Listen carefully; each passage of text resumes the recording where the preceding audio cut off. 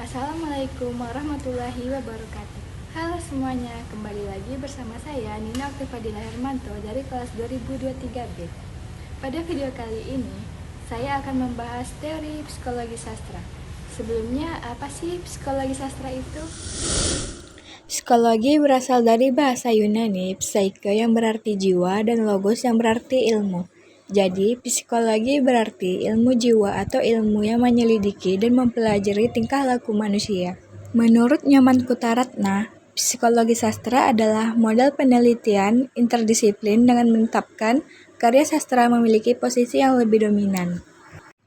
Menurut Clifford dalam Usman dan Johaya, psikologi is the science of human and animal behavior, yang artinya psikologi adalah ilmu yang mempelajari tentang tingkah laku manusia dan hewan. Menurut Suwardi Endraswara, psikologi sastra adalah kajian sastra yang memandang karya sebagai aktivitas kejiwaan. Atas dasar khazanah sastra yang sangat luas, yang dievokasi melalui tradisi yang berbeda-beda, unsur-unsur psikologis menampilkan aspek-aspek yang berbeda-beda. Mempelajari psikologi sastra sebenarnya sama dengan mempelajari manusia atau tokoh dalam cerita tersebut dari dalam. Daya tarik dalam psikologi sastra ini adalah pada masalah manusia yang melukiskan potret jiwa. Tidak hanya jiwa sendiri yang muncul dalam sastra, tetapi juga bisa mewakili jiwa orang lain. Pengarang dalam karyanya sering menambahkan pengalamannya sendiri atau pengalaman yang sering dialami oleh orang lain. Seorang seniman, penyair, atau pengarang sejatinya menyampaikan ajaran tentang kebaikan. Dalam penyampaian psikologi sastra adalah telaah karya sastra yang diyakini mencerminkan proses dan aktivitas kejiwaan. Dalam menelaah suatu karya psikologis, hal penting yang perlu dipahami adalah sejauh mana keterlibatan psikologi pengarang dan kemampuan pengarang menampilkan para tokoh rekaan yang terlibat dengan masalah kejiwaan. Psikologi sastra mempunyai 4 pengertian. Yang pertama, studi psikologi pengarang. Kedua, studi tentang proses kreatif. Ketiga, studi tipe dan hukum-hukum psikologi yang diterapkan pada karya sastra. Dan yang keempat, mempelajari dampak sastra pada pembaca. Tujuan psikologi sastra adalah memahami aspek-aspek kejiwaan yang terkandung di dalam suatu karya. Melalui pemahaman terhadap para tokoh, misalnya masyarakat dapat memahami perubahan, kontradiksi, dan penyimpangan-penyimpangan lain yang terjadi di masyarakat, khususnya yang terkait dengan psike.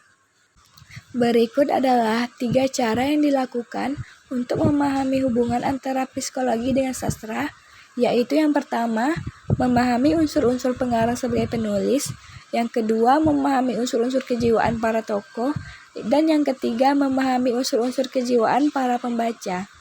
Setelah kita mengetahui apa itu psikologi sastra, di sini saya akan menganalisis teori psikologi sastra pada sebuah novel yang berjudul Pulang, karya Leila S. Chudori.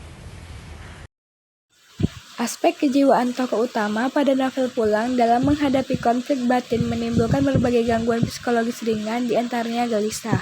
Selain gelisah, tokoh utama pun mengalami trauma. Kedua gangguan psikologi tersebut sangat mengganggu ketenangan hidup dan menghambat proses realisasi diri dalam menjalankan kehidupan yang sejati. Di sini saya akan membahas kajian aspek kejiwaan tokoh utama pada novel Pulang dalam menghadapi konflik batin menimbulkan berbagai gangguan psikologis ringan seperti gelisah, trauma, stres, dan depresi. Gelisah dianggap sebagai penyakit jiwa paling ringan yang pernah dialami oleh setiap manusia. Segala persoalan hidup yang mengganjal dalam benak setiap individu akan menimbulkan gejolak jiwa yang berakibat tidak tenang dan membuat penderita sering merasakan khawatir berlebihan, tegang, ataupun perasaan was-was.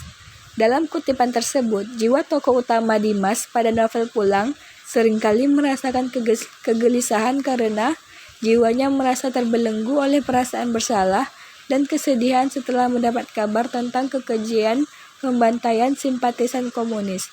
Rasa bersalah yang terus menghantui Dimas dipaparkan pada kutipan novel tersebut. Pada kutipan selanjutnya, segala bentuk penderitaan akibat konflik batin yang menjadikan kejiwaan Dimas mengalami gangguan ringan ini, penulis akhiri dengan kematian. Melalui kematian, Leila menjadikan solusi atas penderitaan-penderitaan yang Dimas rasakan. Novel Pulang memiliki banyak konflik batin yang dialami tokoh utamanya. Gangguan jiwa akibat konflik batin tersebut penulis sajikan pada beberapa kutipan teks yang sudah saya paparkan. Gangguan jiwa yang dialami Dimas pada novel Pulang ini akibat terguncangnya jiwa dan perasaan Dimas karena hidup jauh dari tanah air, jauh dari keluarganya, dan Dimas selalu mendengar kabar-kabar pahit dari Indonesia, serta Dimas selalu berusaha untuk bisa pulang ke Indonesia walaupun sudah berkali-kali ditolak oleh pemerintah Indonesia. Pada akhirnya, penulis memilih kematian untuk dijadikan akhir dari penderitaan psikologis yang dialami oleh tokoh utamanya. Mungkin itu saja yang dapat saya jelaskan. Lebih dan kurang saya mohon maaf. Sampai jumpa.